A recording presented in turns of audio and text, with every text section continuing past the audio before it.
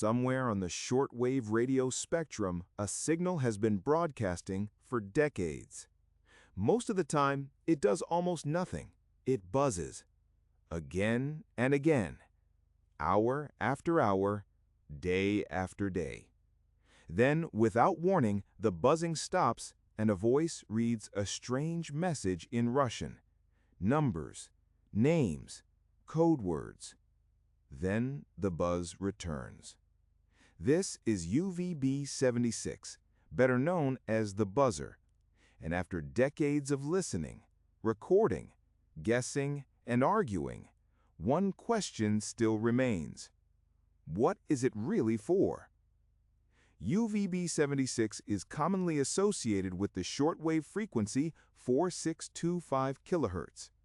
To casual listeners, it sounds almost absurd, a repetitive buzzing tone that continues for hours with no obvious message.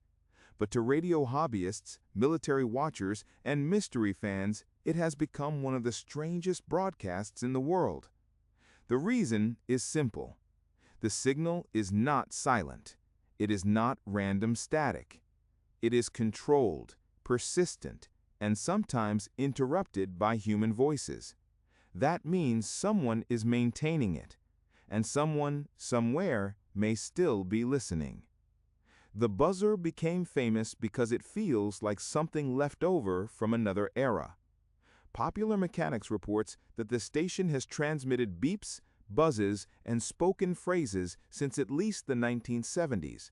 That places its mystery deep in the Cold War, when shortwave radio mattered for military communication, intelligence, and long-distance signaling.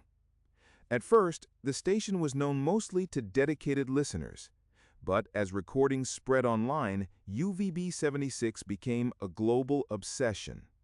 People tuned in from bedrooms, basements, radio clubs, and online receivers. They waited through hours of buzzing just to hear a few seconds of voice.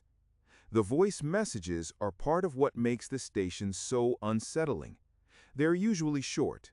They may include names, numbers, call signs, or code-like words. To someone outside the system, they sound meaningless. But meaningless does not mean purposeless. A message can be designed for one listener and sound like nonsense to everyone else. That is the power of radio mystery. You can hear the signal. You can record the signal.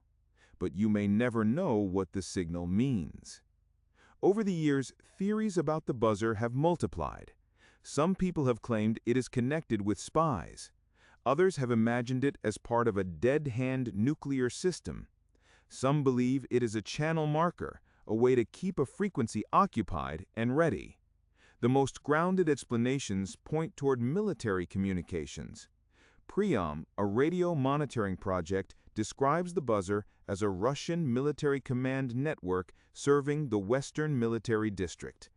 That explanation is less dramatic than the wildest theories, but it may be more important.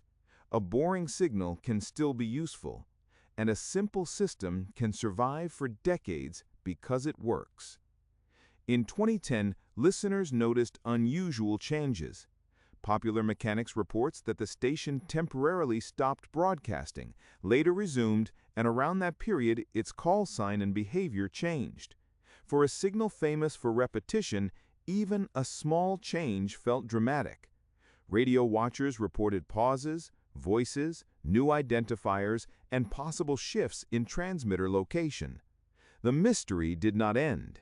It evolved. That is one reason the buzzer still fascinates people. It is not just an old recording from the Cold War. It is a signal with a history. And it appears to still have a present. To understand the buzzer, you have to understand why shortwave radio matters. Shortwave signals can travel long distances by bouncing through the atmosphere. They do not need the internet. They do not need satellites in the same way modern networks do.